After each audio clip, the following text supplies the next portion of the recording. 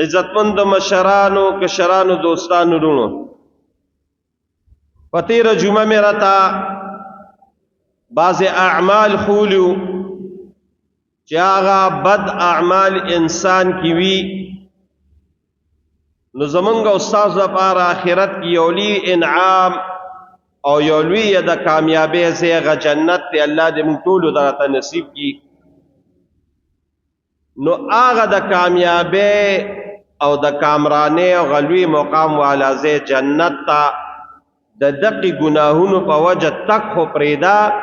چې خوشبو به پې حراموي. په تېره جمعه کې ستاسو یاد وي ما راته تفصیلا په دې باندې هغې 5 ګناهونو بیان کړی. الله دې د هغې ګناهونو نه موږ او تاسو وساتي. نن جمعه راته رونو بعضې هغه نیک اعمال خیمه چې د هغې نیکو اعمالو په ذریعه به انسان جنت ته ډېر په اسانه لاړ شي یو، او بل د دغې اعمالو د وجې به الله په جنت کې ډېر لوی مقام درکړي. جنت ته تګم په اسانه او اعمالو لوی مقام بم الله په جنت کې درکړي. صرف 3 اعمال لته بیانو. اعمال آسان دي خو دومره قدر کار دی چې موږ کوشش وکړو، سټرګل هم وکړو، محنت هم وکړو، دا اعمال به پخپله زمونږ په زندګو کې راځي نو جنت ته به تګ آسان وي. خدای دې په موږ او تاسو له د عمل کولو توفیق راکړي. نو یو خبره خو هغې نه مخکې یاده ساتئ چې جنت الله رب العالمین د ایماندارو خلکو دپاره جوړ کړی. ایماندار به ځي اگر چې ډېر ګناهګار وي په آخره کې به جنت ته ځي چې ایمان وي. د ټولو نه اهم شی ګورې ایمان دی. کو ایمان نه وي جنت ته تګ ناممکن دی، امپاسبل، ناممکن. د ایمان نه بغیر جنت ته تګ ناممکنه ده. منګ او تاسو خو ډېر په یو شر القرون زمانه کې یو او هېڅ نه یو. په دې تمام کائنات کې لږ شان زما دې خبرو ته به متوجه کېږي. په دې تمام کائنات کې الله رب العالمین ته د ټولو نه محبوب ترین خلق، نیک ترین خلق، معصومین د ګناه نه بالکل پاک خلق هغه څوک دی؟ هغه پیغمبران دي. وابګل جي صاحب د پیغمبر نه ګناه خو پرېږده بله، ګناه خو ډېره لویه خبره ده. د پیغمبر نه د ګناه تصور هم نه کېږي. دومره عظیم انسان دی او الله ته ډېر محبوب هم وي، الله ته ډېر خوښ هم وي. نو ډېر پیغمبران به د قیامت په ورځ د خپلو امتیانو دپاره شفاعت او سفارش کوي او د ټولو نه لوی سفارش به هغه زموږ د جناب محمد رسول الله وي چې هغې ته شفاعت کبرا وي. خو نو ګورې دلته یو خبره یاد ساتئ چې دا پیغمبران شفاعت او سفارش کوي نو دا به ګورې د ایماندارو خلکو کوي. خو د هغوی د ګناه د وجې الله رانیولي وي نو الله ته به سوال وکړي چې خدای دا ګناه کړی د تعلق یې تا سره دی ما پې کړه. نو الله به خو الله وغوښتل د پیغمبرانو به ومني. خو کو بالفرض و تقدیر ما ته لږ متوجه شي. خو دا پیغمبران څومره عظیم خلق دي. خو دا پیغمبران چې ایمان د چا نه وي نو دا پیغمبر هم سفارش نشي کولی، پیغمبر هم نشي کولی. ما خو تاسو پیغمبر الله ته څومره محبوب دی. کو ایمان وي سفارش به وکړي او کو ایمان نه وي که نه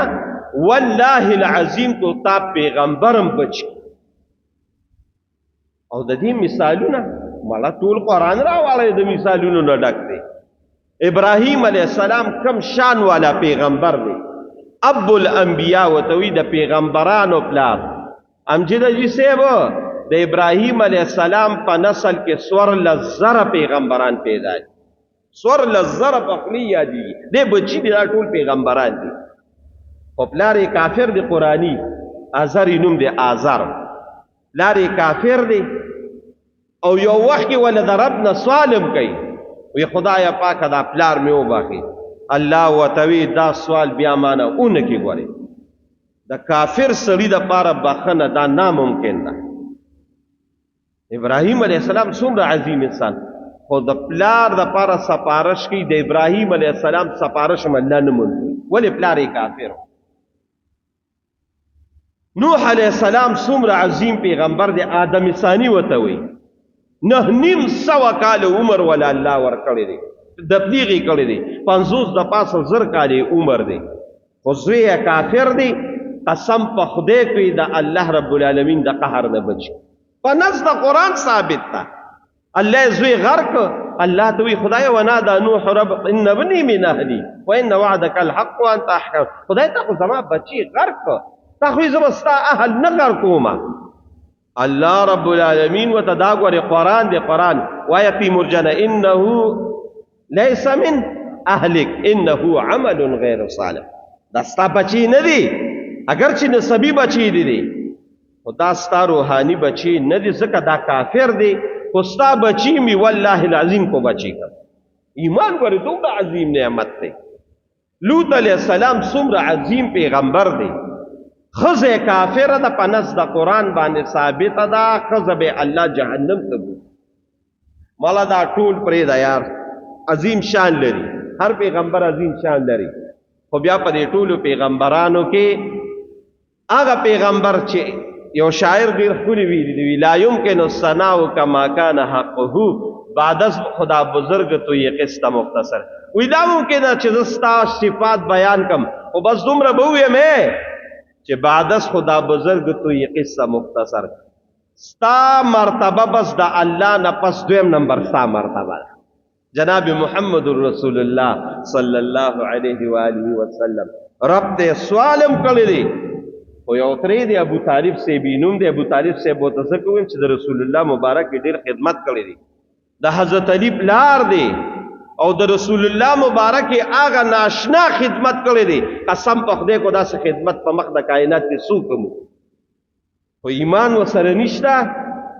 رسول الله مبارک وته د زنکدن په وخت کې وی کاکاجی دی وخت کې د چا ایمان نه قبليږي خو زبا احاج لك بها عند الله په مسلم شریف کې حدیث ته استاد پاره به الله سره باسونه کوم بخم بری خو زما په دغه کې صرف وای چې لا اله الا الله محمد رسول الله ابو طالب سے کلمه د ایمان اونوي د دنیا نه کافر لا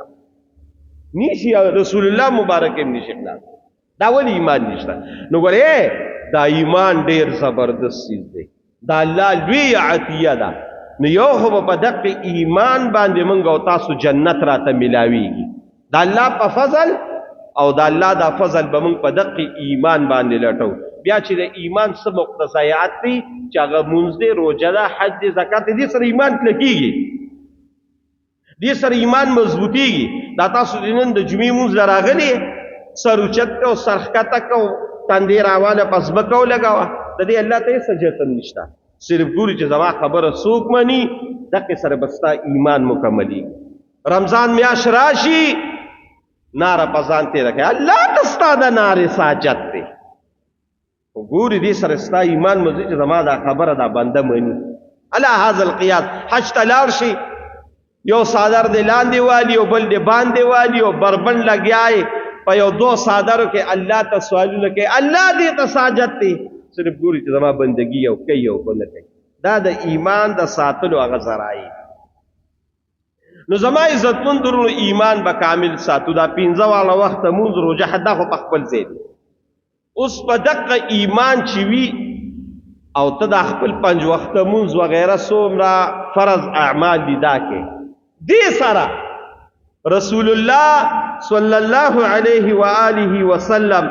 یو درې عملونه خولې دي یو درې عملونه خدا اعمال دی وکړل دا اعمال دی وکړل جنت ته به تک ډیر په آسانه وي او په جنت کې به الله رب العالمین مقام او مرتبه ډیر لوی درکړي ډیر لوی مقام او مرتبه برله درکړي نو ورونو نن باغ دا کوشش کوو چې د قدرې والا اعمال په دې خپل ژوندۍ کې راوړو په دې خپل جون کې راوړو نو چې هغه اعمال په خپل جون کې راوصل جنت تم تک خاصان دی خو په جنت کې به الله ډیر لوی مقام راکړي ډیر لوی مرتبه درکړي او دا درې والا اعمال زمنګ دا لاس دلال دي کولی شو او د دې درې والو اعمالو د برکت به الله رب العالمین یوازې د آخرت هغه زندگی خو په خپل ځای لوی خبره ده زمونږ استاد لپاره لوی شیز هغه د آخرت ژوند دی د دنیا خو یو څو ورځې اسجانه جي صاحب ژوند دی 40 کاله 50 کاله شپېته او یا اتیا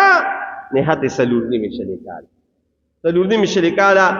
بابا و په دې جمعات کې تاسو پیدا نه کړئ دغه د اتیاو کالو د یا کالو به وي دغه زندگی د زمونږ استاد د دنیا دا جو د دنیا جون ډیر کم دی خو د دنیا جون به د الله خشته اصل جون زمونږ هغه استاد د آخرت چې هغه لا زوال جون دی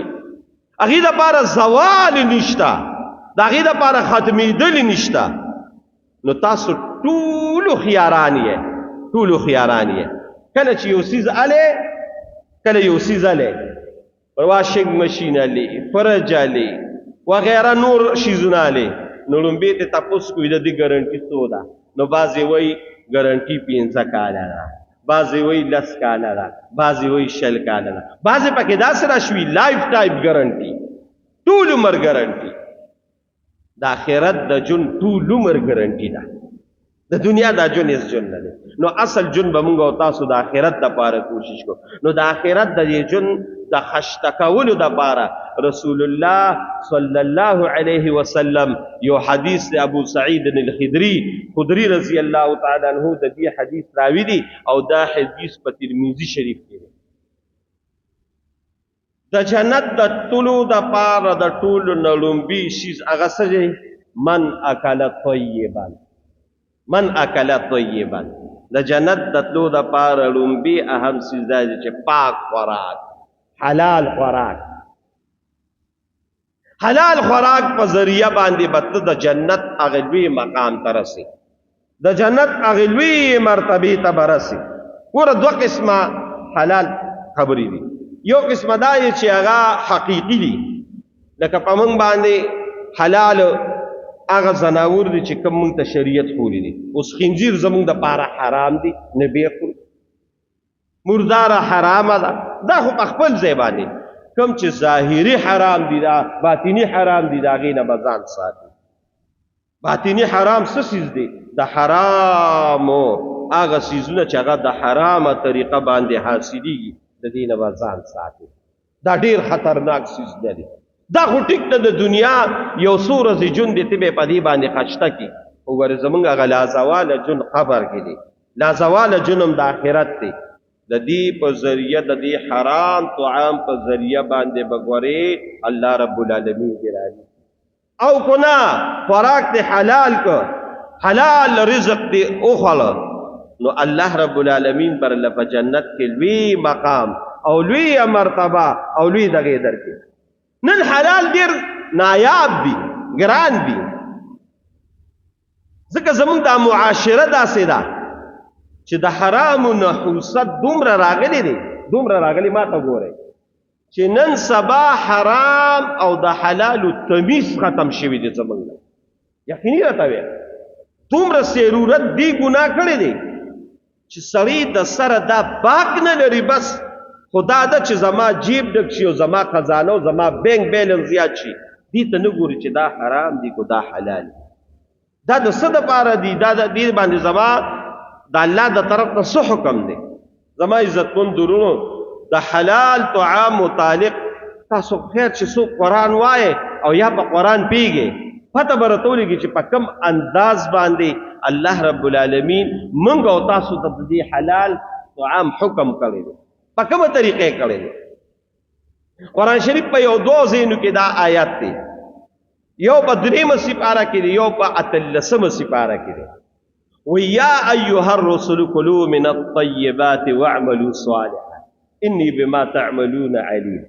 دا تلسمي سپاری دی اوس په واجبان دا زلاوي ما ته بلک شان ګوره د دې خبرې اهمیت په خپل پزړه کې کینی په خپل په دې زړه کې کینی الله رب العالمین په مرجان سو یا ایها الرسل كلوا من الطيبات اے پیغمبرانو پاک خوراک کوي پیغمبران اوس پیغمبر خو تا ته مووي چې د پیغمبر ډیر لوی مقام دی، ډیره لویه مرتبه ده. او دام یاد ساتئ، دام چې ما تاسو ته ویلو دا به کلکه عقیدم ساتئ. دا زمونږ دا اسجانه دي صاحب داسې عقیده به کلکه ساتي لکه څنګه چې ته وې الله یو دی، شاباس. څنګه چې ته محمد رسول الله دا الله رسول دی، ته دا معنی. څنګه چې قرآن دا معنی چې دا د الله محکم کتاب دی، څنګه چې ته دا معنی چې جنت د الله رب العالمین د رحم او د کرم او د رحمت یو لوی ځای دی او الله به مسلمان له ورکوي. په نص د قرآن ثابت دی، کو تا ونه منل په ټکي د ایمان نه خلاص. دوزخ د کافر د پاره ځای دی، په نص د قرآن ثابت دی، کو دی ونه منه په ټکي د ایمان نه خلاصي. فرشتي وغیره دقه شان به دا عقیدم ساتي. ما ته وګوره چې ټول پیغمبران دا د حرامو نه پاک دي، د پیغمبر نه د حرامو تصورم نه کیږي. کار خو پرېږده، د پیغمبر نه د حرامو تصورم نه کیږي. اوس الله پیغمبرانو ته وایي یا ایها الرسول کلوا من الطیبات واعملوا صالحا انی بما تعملون علیم. دا ولې ورته وایي؟ ما ته وګورئ قرآن باندې ځان پی کې چې په قرآن پیښې ډېر زیات برله فایده درکړي. الله وایي دې پیغمبر ته ځکه ویم چې دا پاک خوراک کوي، دا پاک خوراک کوي. د پیغمبر نه خو تصورم د حرامو نه کیږي، خو که پیغمبر بالفرض و تقدیر ویم، بالفرض و تقدیر ویم، دا عقیده یاد ساتي چې د پیغمبر نه تصورم د حرامو نه کیږي. وګوره دې معامله کې ګوره زه بیا د چام خاطر نه کوم، دا ګوره ډېره محکمه خبره. نو یو خدا دی چې کلوا من الطیبات، پاک خوراک کوي. اوس به د دې پاک خوراک فایده، د دې پاک خوراک خو ډېرې لویې فایدې دي، خو الله دې آیت کې ډېره زبردسته فایده بیان کړې ده. وګورئ وایي واعملوا صالحا، نیک اعمال کوي. نو دا یاد ساتئ چې کوم سړی د حلالو خوراک کوي د ده ټول اعمال به نیک وي. اوس موږ وایو یا الله موږ نیک کړي، موږ نیک کړي، زموږ اولاد نیک کړي. بېشکه دا دعا پکار ده، دعا پکار ده، دعا لازمي ده. خو که وی زه دې نیک شم، زما اولاد دې نیک شي، زما په اولاد کې د الله په عمر کې برکت واچي، په رزق کې برکت واچي، په زندګۍ کې برکت واچي، کامیاب شي. د خپل اولاد دپاره د حلال رزق بندوبست کوه، دنیا کې به هم کامیابي، آخرت کې به هم کامیابي. نن ورونو موږ ګورئ د دې خبرو نه ډېر زیات هغه مستثنا یو. دا خبرې ډومونږ ذهن کې راولو نه، دا ډېره خطرناکه خبره ده. زه به مله دې هغه موضوع رانه دغه کېږي او پوره بیا دغه ته نه رسم، خو دومره برته وویم رسول الله مبارک وایي، غالبا مشکات مبارک کې حدیث دی. تاسو راځئ موږ ټول اعمال کوو، خو ما ته وګورئ چې کوم انسان یوه لقمه، په اردو کې ورته لقمه وایي او په پښتو کې ورته موږ نوړی وایو، چې د کوم انسان بدن ته یوه نوړی د حرامو لاړه، څلوېښت ورځې یو عمل هم الله نه قبلوي. اوس جامه، کپړه، کور، موټر، بینک بیلنس، کاټي پاټي چې هغه د حرامو وي. نو څه به نن زموږ په دې اعمالو کې چې جان نشته، نن زموږ په دې اعمالو کې چې خوند نشته، د هغې لویه وجه ده چې زموږ رزق پاک نه دی. ننوړو رزق په پاک ساتو، رزق په د الله رب العالمین چې څنګه دا وی چې یاره روژه مې ونه نیوله ایمان نه خلاصېږم، مونځ مې ونه کړ د ایمان نه خلاصېږم، حج را باندې فرض و د ایمان نه خلاصېږم. دقه شان دې زړه کې دام راوله چې د حرامو مې نوړی واغېسته، ایمان رانه ځي. دا باک مونږ نه کوو. نو وروڼو حلال رزق کې چې کومې فایدې دي دا خو مستقل موضوع ده، انشاءالله چېرته به بیان وکړو. هم به د دنیا خشتوي، هم به د آخرت خشتوي. او دویم نمبر دا دی چې اعمال ورنه الله رب العالمین ډېر بهترینه دي. نو رسول الله صلی الله علیه وسلم فرمایل چې د جنت د تلو دپاره یو اهم ذریعه چې دا هغه څه شي ده، هغه عقل طیب دی، چې پاک خوراک کې او مزیدار خوراک کې، نو ان شاء الله وتعالى الله رب العالمین برتا د جنت اته والا دروازې کولاوي، د جنت اته والا دروازې. دویم نمبر رسول الله صلی الله علیه وسلم فرمایل وعمل بسنته. دویم نمبر دا دی چې الله رب العالمین دا ایمان او اسلام موږ ته را نصیب کړ او قرآن، نو الله رب العالمین زمونږ خالق او مالک دی. خدا اعمال او دا منز او دا قرآن دا چې په کومه ذریعه راغلی هغه د جناب محمد رسول الله صلی الله علیه وسلم ذریعه ده. اوس رسول الله مبارک دا ارس موږ ته خولی دي، برای راست موږ ته قرآن نه دی راغلی بلکې رسول الله مبارک ته راغلی دی. او د رسول الله مبارک بیا صحابه او صحابه تابعین او تابعین تبع تابعین او دغه سلسله د قیامت دروازې پورې روانه ده. علما یې تاسو ته نو زما عزتمن درونو دویم نمبر دا دی چې د رسول الله صلی الله علیه و آله وسلم په سنت طریقه او داغه چې کومي طریقې دي پاغي باندې منګ او تاسو عمل کو او په دې خپل زندګو کې راولو ان شاء الله وتعالى د رسول الله مبارک طرز زندګۍ د برکت به جنت کې اعلی مقام تعالی در. د دې د وجه ټول قران د دې نه ډک دی. یو ځکه الله وی لقد كان لكم في رسول الله اسوه حسنه. لقد كان استاسو د پاره د رسول الله مبارک جون دا یو نمونه دی، یو سمپل دی. منګه سمپل ته وګورو داغې نه بیا اډر والو اخسته والو چې دې سمپل یو سمپل چاله یو سو نو داغې ته وګوره چې دې سمپل او د دې نمونه په دغه باندې د قشان مال را الله مونږ ته وی رسول الله مبارک استاسو د پاره یو نمونه ده. بس د د زندگی په زندګو کې راولې کامیاب بای سربالا بای او دا کامیابی څومره ده. نو ما خو تاسو وی دا ډیره لوی موضوع ده او د وخت د کمی د وجه راته تفصیلا بیان نکوم، خو دې سره کې دا خبره راوړه. یو ځکه الله رب العالمین وی تاسو زمونږ د ټولو دلته چې راغلیو نو په دې ایمان راغلیو چې موږ نه څوک راضي شي. شاباس شاب موږ نه څوک راضي شي لکه په یو واز باندې وایي نو الله رب العالمین به خوښ زمونږ نه څوک راضي شي. ټول د دې لپاره راغلیو چې رب را ناراضي شي. چم دې کې چې دا څومره راغلی قسم په خدای کو چا پسې کوتک چا راغشتي شي لاړ شي. وهب ګل جی سواغه په خور نه راغی ظاهر جان دی او دغه مرګری دا هغه دغه نه رالل دغه شورګری دا خواراله ټول په دې نیت راغلی چې رب زمونږ ناراضي شي. اوس دا رب راضي کول به څنګه وي؟ دا رب به مونږ څنګه راضي کو؟ دا رب سره به مونږ محبت څنګه ساتو؟ دې رب سره به مونږ مینه څنګه ساتو؟ اوس د دې مینه د دې پیدا سره مخ راځه دا د قرآن حافظم دی عالمم دی د دې مینه او د ماته ګوره د دې مینه او محبت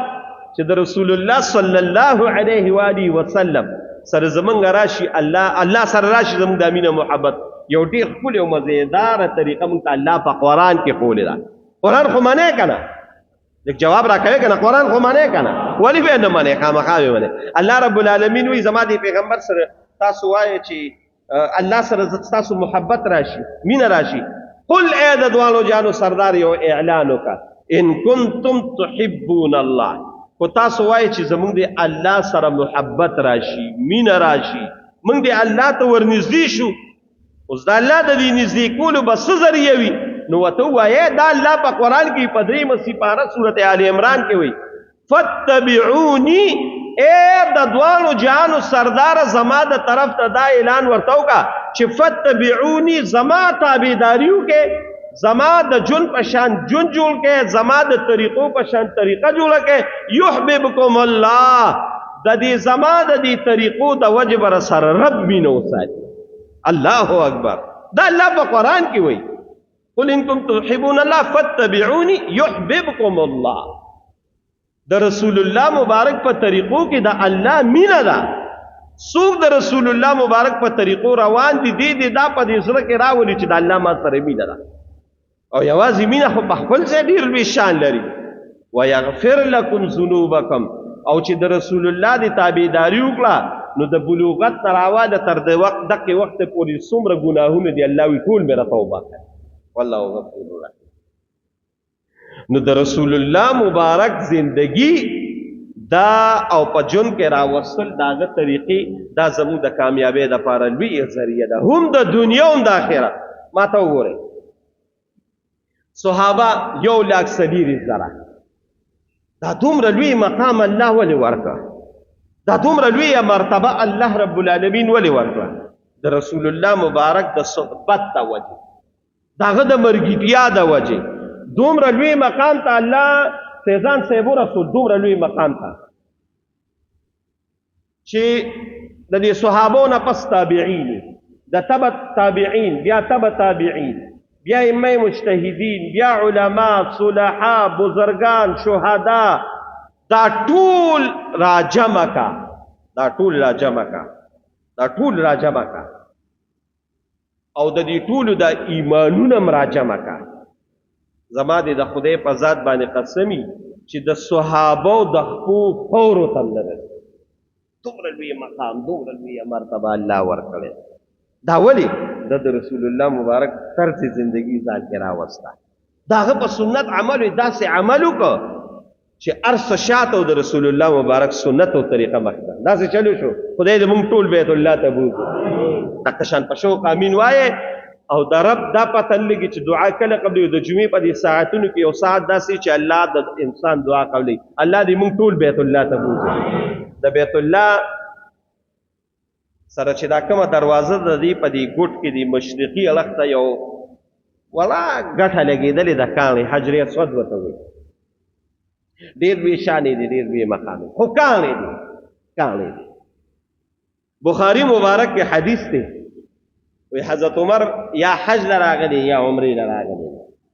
او د بیت الله نه طواف کوي، ناګهانه ودرېد. دا بخاري مبارک کې حدیث دی. د رسول الله مبارک دی تابعداري ته وګوره چې ودرېد د وخت باچاو 22 لکه مربع میلو باندې داغه حکومت 22.5 لاک مربع میل. زما والد صاحب دی الله رب العالمین سره ستاسو د مشرانو درجات بلند کړي، هغه به هغه وخت په تقریرونو کې وي او دا چې چا هغه تقریرونه اورېدلي هغوی ته معلوم دی. وایي د حضرت عمر حکومت دومره لکه چې 10 پاکستان یو ځای کې د هغه حکومت 22.5 لاک مربع میلو باندې حکومت، لوی شانې لرل، لوی مقامې لرل. نو د بیت الله نه طواف کو، ناګهانه د بیت الله د حجر اسود ته ودرېده. چې حجر اسود ته ودرېده نو حجر اسود سره اوس خبرې کوي. دا بخاري مبارک فیضان جان حدیث ته ګورئ، وی والله انک لانت حجر، وی زما دې د خدای په ذات باندې قسم یو کان او کان دې حقیقت دی، نه چاته نفع رسول شو، نه چاته نقصان نه بچ کولی شي. او که نن زه تا خلوم که نه او ستا په دې کاڼي باندې زه دا خپله خوله لګوم که نه نو دقه شان ما رسول الله مبارک لیدلی دی. دا زه د هغه په تابعدارۍ کې کوم، دا د هغه طریقه ده. نو چاته نه دا پته ټولې نه خو ما رسول الله مبارک داسې لیدلی دی چې تی ښکلې کړې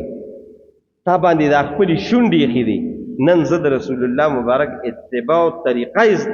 باندې عمل کوم، ځکه دې ښکلو تاسې په سنت باندې عمل.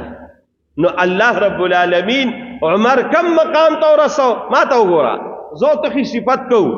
او کولی پکارم دی. د حضرت عمر ډېر لوی شان دی، موږ په 2-3 جمعې بیان مخکې هم کړی دی، بیا به هم پیو کو. د عمر په زندګۍ باندې خو زه وایم چې په زرګونو نه په لکونو پاڼې ډکې کې د هغه مقام او مرتبه موږ نشو بیانولی.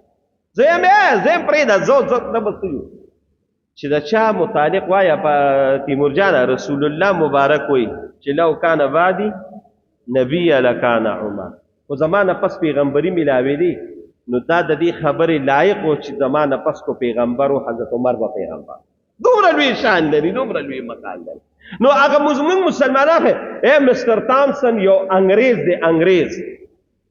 هغه دی 100 مین په دنیا کې 100 کسان چې دی په دنیا کې یو لوی انقلاب راوستو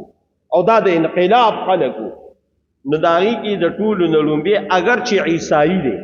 یعنی عیسی علیه السلام لري، خو په هغې کې لومبې انسان چې په دنیا په ټوله ویړه دنیا باندې انقلاب راوستي هغه د جناب محمد رسول الله علیه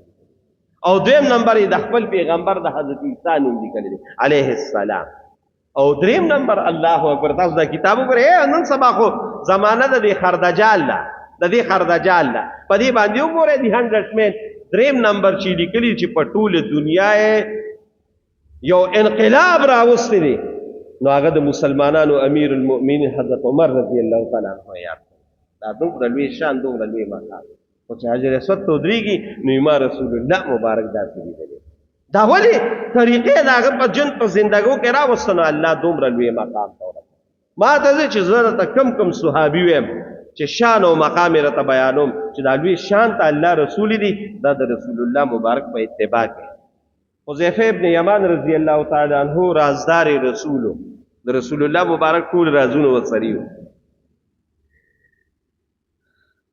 یو ځل رسول الله مبارک د ایران بادشاہ له کسرا لولېږه او کسرا هغه وخت کې څنګه کسرا هغه وخت کې داسې و لکه په دې وخت کې چې د امریکې صدر دی ویل فرض امریکا حرامي نن په ټوله دنیا باندې معیشت خور دی او په ټوله دنیا حکومت کوي دغه شان د کسرا بادشاہ حضرت حذیفه ابن یمان نو رسول الله مبارک د صدا پارو لېږه بس هغه د روټې ټیم وی کېنه ناغي په میزونه کې ناسن اگر چې په میز باندې ناس تجایزو هغه وی زو پس مکه کې نه ما رسول الله مبارک داسې ویل به روټې خوړه لیکته یو نوړې لاندې پریوا اوس ټول سربراهان حکومت ناشتي دا غنوړې داسې د ځمکې نه راواغشته وې سندله جو کو سرمرګري ناسو یا تاسو کې صدر ناشتي وزیر اعظم ناشتي تا د ځمکې نه ته دومره د دې روټې پسې دغې الله اکبر قسم په خدای په مشکات مبارک حدیث دی حذیفه ابن یمان ورته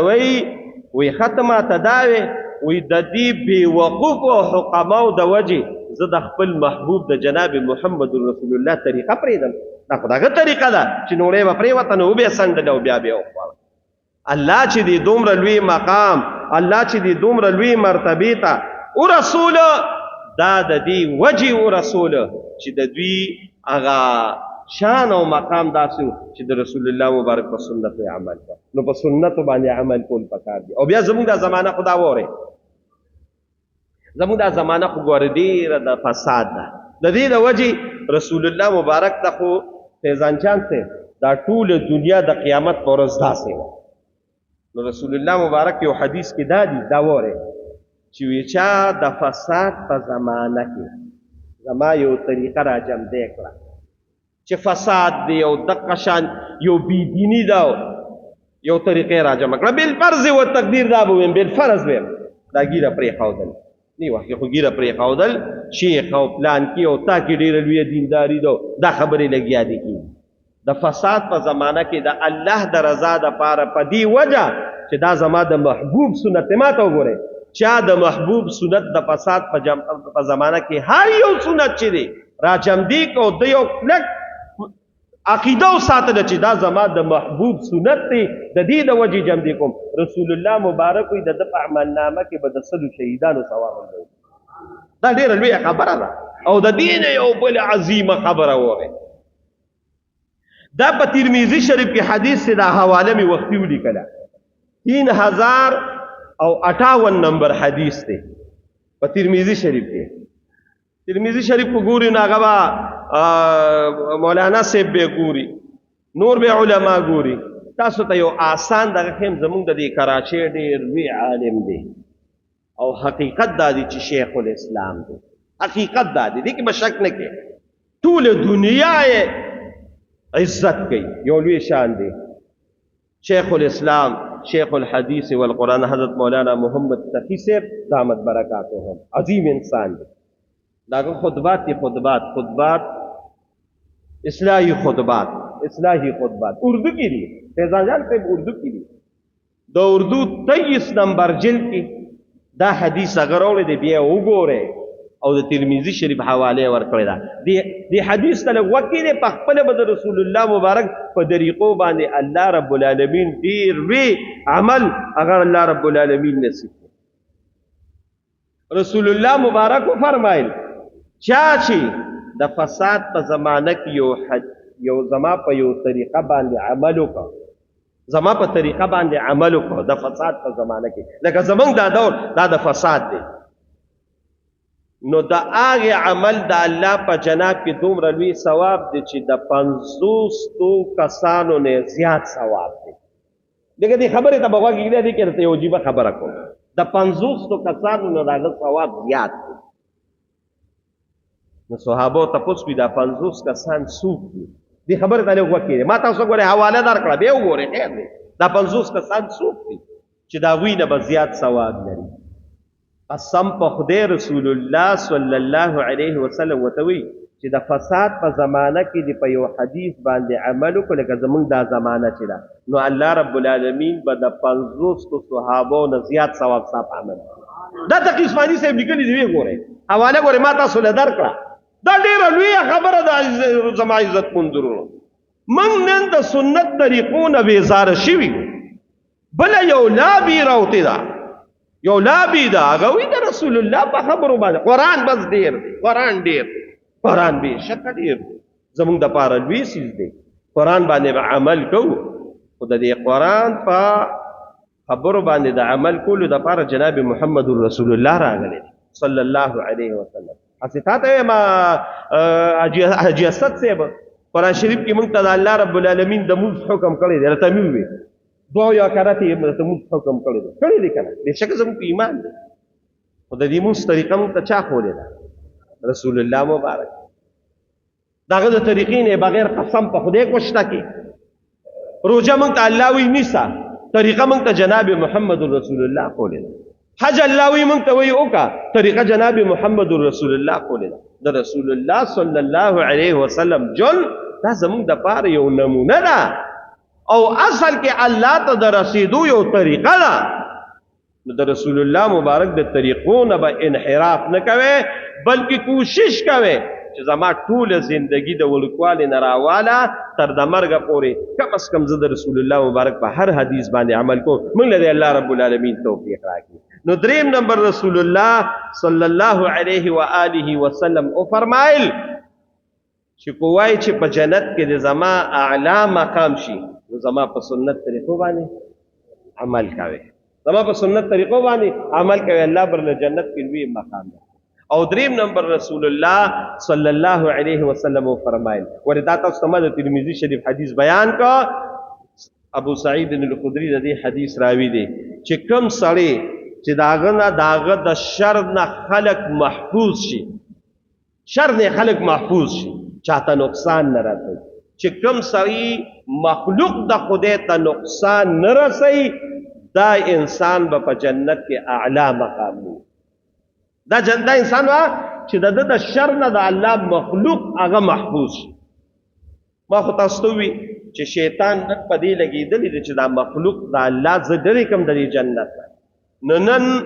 د خلکو د لاسونو نه د خلکو د خونه د خلکو دغه نه خلق محفوظ نه دي د شر نه بس کوشش کوي د ټولو خلکو نه لړمانان ماران جوړ شي دي چې شاله ټک ورکړي دا ګورې زمونږ ډېره لویه بدبختي ده دا یوازې په دې مصلو باندې نه کیږي او په دې منځونو باندې نه کیږي رسول الله صلی الله علیه وسلم ما ته لږ وګوره زمانه ده او یو ښځه ده چې 15 واړه وخت مونږ وسړی ټوله شپه وای فیضان جان نفلونه او دروازې روجا وه دروازې روجا د شپې ټوله شپه نفلونه مونځ وغیره چې څومره نیک اعمال دي هغه به یې کول قسم په خدای دا په احادیثو کې دي خو د هغې ښځې دا کار و چې د شر نه مخلوق محفوظ نه شر به یې خورو مخلوق ته محفوظ نو شر به کو خلق سره خلق ته تنگو رسول الله مبارک ته خلق لا ودا قصد د پلان کو منزونم ډیر زیات کوي او د سونم ډیر کوي حجونم ډیر کوي روزه مر وختي وي او مخلوق ته ډیر زیات تنګي قسم دې د خدای په ذات وي د حدیث حواله مې دا لیکلې ده رسول الله مبارک وي زه په جهنم کې وي زه په جهنم کې زه وینم دا ډېره لویه زمونږ بدبختي راغلې ده مخلوق تنګ دی د خلکو نه بس په څه طریقه خلکو له نقصان ورکول مسلمان څوک دی رسول الله مبارک څه وایي المسلم وایي تیمور جانا المسلم من سلم المسلمون من لسانه و یده. اصل مسلمان څوک دی چې داغه د جبه او د لاس نه خلق محفوظ وي. نن محفوظ یا نشته زمونږه، مونږه په یو لوی غم کې او په یو لوی استراب کې نن مونږه مبتلا یو. نو خیال کوي د مسلمان خیال ساته، داغه د پورا داغه د اخلاق او لحاظ ساته، چاله تکلیف مو ورکوي، الله به خپه کیږي. اخیره خبره کوم وخت پس پورا دی بعد ګرمیم د ماوی نن بزد کوم دا چلې دا زمونږ دی جمعات ته راتګ او د دې جمی د ابو فیضان جان صاحب دا بداوی مچی سنت مؤکد دی، بلکې دا به ویم چې رسول الله مبارک دومره تاکید سره ویلي دي چې دا تقریبا فرض دی. فرض مو جمعات ته جمع لذي، جمعات ته جمع لذي تر دې پورې رسول الله مبارک فرمایي. دا یو حدیث وره چې کوم سړی دا حدیث شته بالکل دا حدیث او زبزا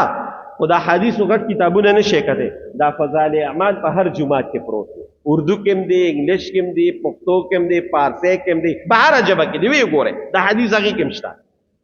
چې کوم سړی بلا عذر جمعات ته ناراضي، یو عذر دی، بیمار دی، دشمنی دا، طرفګنی دا،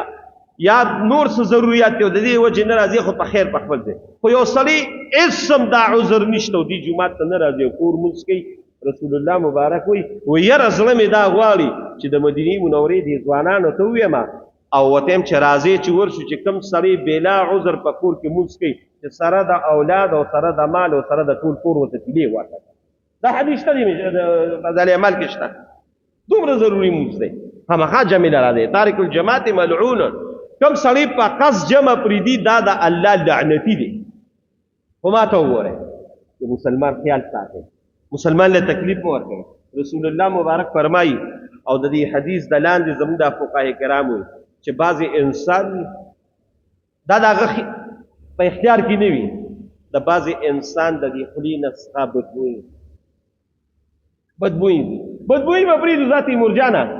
انسان څه وخوړه؟ اوږې وخوړه.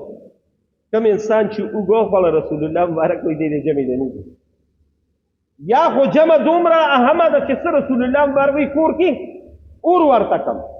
یا چې چا اوږه وخوړه یا د دې خولې نه بدبویي روانه شوه وایي دی د جومات ته نه ځي. ولې؟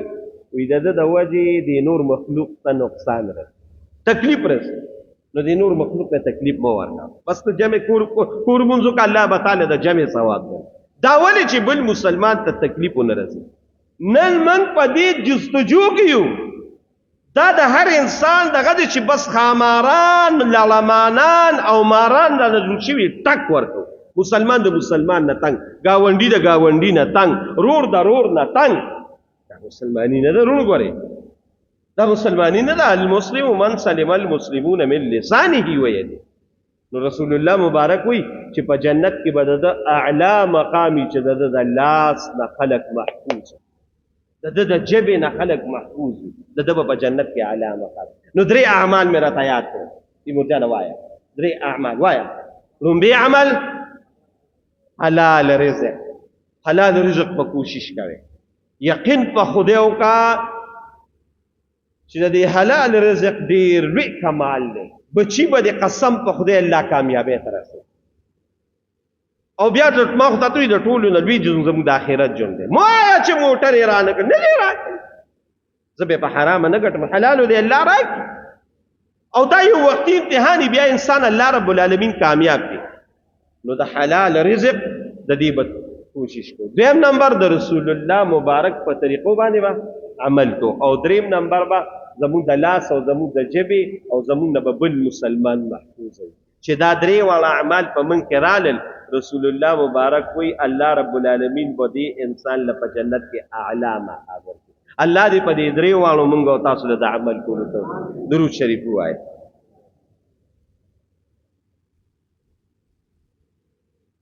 ظاهر زموږ د میرې یو ملګری دی او د هغه څه حاجت دی د دعا د پاره ویلي دي. الله رب العالمین د هغه حاجت د غیب و خزانو نه برابر کړي. د اولاد د پاره چې نیک عمل شي څه دعا وکړه. نو د اولاد د نیک عمل کولو د پاره حقیقت دا دی چې دا تاسو ما خو سم دې خبره وکړه چې اولاد په خپل ځای یو لوی نعمت دی. خو د اولاد د ټولو نه اهم ذمہ داری ده چې دا بیا نیک عمل بیا د انسان د پاره ډیره لویه صدقې جاریه ده. بعضې خلک د اولاد نه حقیقت دا دي تنګ وي، نو د اولاد د نیک عمل کولو دپاره یو خو الله ته سوال کوي، دعا کوي، الله ته دعا کوي. او دا دعاګانې داسې نه دا موږ ته الله په قرآن کې ښولي دي، لکه خصوصا دا دعا ډېره وایه ربنا هب لنا من ازواجنا وذریاتنا قرة اعین وجعلنا للمتقین اماما. یاره دا دعا دومره کثیره ده، دومره فایدهمنده ده که نه چې دې دعا به زه تاسو ته خپل خو زه دا خپل راته نه ویم، خو د دې دعا چې کوم مقام دی کومه مرتبه ده ډېره لویه مرتبه ده. نو دا د هر مونږ نه پس 11 ځله دا وایې. او بل یو دعا په قرآن کې شته واصلح لي في ذريتي اني تبت اليك واني من المسلمين. دا دعا هم ډېره زیاته وایې. نو د دې دعا د برکته به د الله رب العالمین اولاد نیک او چې د کوم انسان اولاد نیک عمله شو دی په دنیا کې هم کامیاب دی او په آخرت کې. نو د اولاد د نیک عملتوب دپاره یو خو دعاګانې کوي دا کومې چې مې درته قرآني، دویم نمبر دا کوي چې نیک صحبت ته د خپل اولاد لږ بوځې. موږ بیا چېرته بوځو کرکټ میچ ته، موږ بیا چېرته بوځو چېرته سینما ته بیا بوځو، چېرته پارکونو ته بیا بوځو. نه کله داسې د علماو مجلس ته راولې. د دې ډېر لویه فایده ده. قسم په خدای ما په خپلو سترګو لیدلې ده، ما په خپلو سترګو لیدلې ده. زه به داسې د مثال په طور باندې ویم او تحدیث بالنعمت پر ته ویم. زما دا بچی دا یو بچی مې دا محمد دی ما د عزیز الرحمن هزاروي صاحب مجلس ته هر ځل بوته او ما یې درته دعا کوه. یاره د هغې دعا او د هغې هغه چې هغه اثر داسې دي ده که نه چې کله به زه د بیت الله ته تلم ما ته ویم بابا ما ځان سره بوله هلکه ما هېڅ اسباب نشته وي الله به پیدا کړي.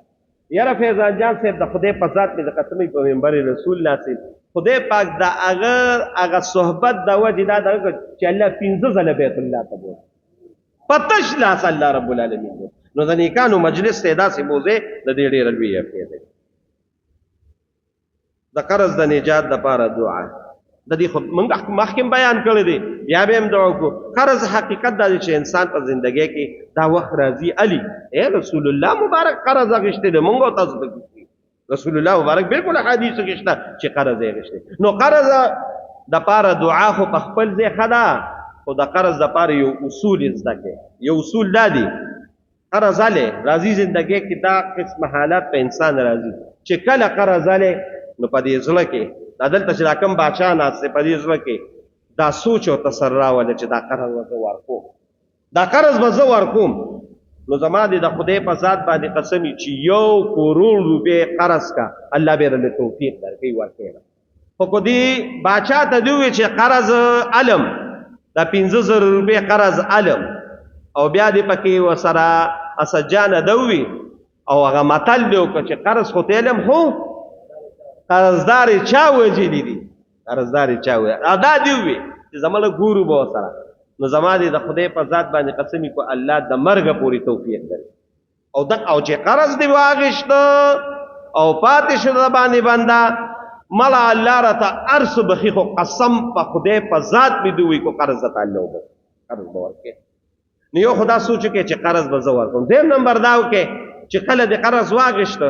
دا طریقې زده کې او دا ما په خپل ژوندۍ کې کړی ذکر راته وایم بل فرض او تقدیر 1 لک روپۍ قرض دی واغشت. نو دا څه چل کوا تیمور جانا چې یو خزانه والا او هغه کې صرف 10 روپۍ چو چې دا قرض به زه واپس ورکوم. 10 روپۍ روز پکې اچوا، شل پکې اچوا، سل پکې اچوا. یاره ته د الله په ذات یقین وکړه د قصل او ضرب چې ته دغه کې نو هغه به 15,000 روپۍ هم یغي وکړ خو دا 15 کم 1 لک بوله الله د غیبونه امداد دې مسره دا چل کوي. او دریم نمبر دا چل کوي چې دعاګانې کوي د قرض لپاره دعاګانې کوي. په حدیث کې ثابت دي، یو په حدیث کې دا دعا ده چې اللهم اكفني بحلالك عن حرامك واغنني بفضلك عمن سواك. د هر مون نفس یو ل زلوایا قسم دی چې کروڑونه روپۍ قرض یې الله به ختمي. یو دا وایي او یو رسول الله مبارک یو بل دعا کول ده اللهم اني اعوذ بك من الهم والحزن واعوذ بك من العجز والكسل واعوذ بك من الجبن والبخل واعوذ بك من غلبة الدين وقهر الرجال. دا دعا بالکل حدیث کې شته. نو دا دعا وای ان شاء الله رب العالمین الله بم قرض ختمي. الله رب العالمین پچا باندې قرضونه خپل خپل پټو خزانو دی الله زموږ په حال باندې رحم وکي، زموږ ګناهونه معاف کړي، د دوالو جهانو خیر نصیب کړي، د دوالو جهانو شر نه محفوظ کړي. دا دعا وکړي چې دا درې کوم اعمال ما بیان کړل الله دې په موږ ټول له عمل کولو توفیق راکړي او الله دې د دقې نیک اعمالو د برکته په جنت کې د رسول الله مبارک مرګتیا نصیب کړي، اعلی مقامونه دې الله نصیب کړي، د هر قسمه ګناهونو نه دې الله ساتي. څومره مردگان وفات شوي الله دې ټول مغفرت نصیب کړي، څومره بیماران چې دي الله یې ټول له صحت ورکړي، څومره قرضداران دي الله یې ټول د قرض نه خلاص کړي، د چا د زړه حاجتونه دي الله د خپل پټو خزانو نه برابر کړي. جامع مسجد حلیم آباد ته چې څومره ملمانه او زموږ د قربانه راغلي دي الله دې هر قدم پته لنی کې کوي او یو دعا په اخلاص باندې وکړي. ساسو دې مخې ته وګورئ دا شلپ دا دولس پکی ابل ورشا یو نیم لاکھ روپے زما دې مرګري لور په چې دا پکی ولاواله. نو الحمدلله موږ سبار صد سلور نیمو لکو روپو موږ صرف یو لس پکی راغول هغه خدای پاک د سلور نیمو لاکھ روپو پکی برابر او خلکو امداد وکړ. نو دا دعا کې چې دا چا موږ سره امداد کړی دی الله دې د دقه مرګورو د امداد په خپل جناب کې قبول او منظور کړي، الله دې د خپل لوی رضا سبب لوی ګرځي، هر چا پکې خپل اخلاص کړی دی. زموږ یو مرګری دی نو مې نالم خدا څومره پکی چې دی د دې په لګولو کې او د دې په راوړو کې او د دې په دغه کې دا ټول اگر چې هغه خوار دیالیمار دی هغه زما دقه وسل دا زکومه روزي وته قضا کړی دا هغه خپل دیالی پرېخي دا او د دې خدمت کړي نو هغه مرګورو ته او خصوصا هغه مرګري ته دعا کوي الله مال جان اولاد کې برکت واچي، الله ولې دنیا او د آخرت خیر ورکړي. او څومره دعاګانې ماته دي شټونی کې چا ویلي دي الله دې ټول دا دعاګانې قبول کړي برحمتک یا رحمان. سنتو کې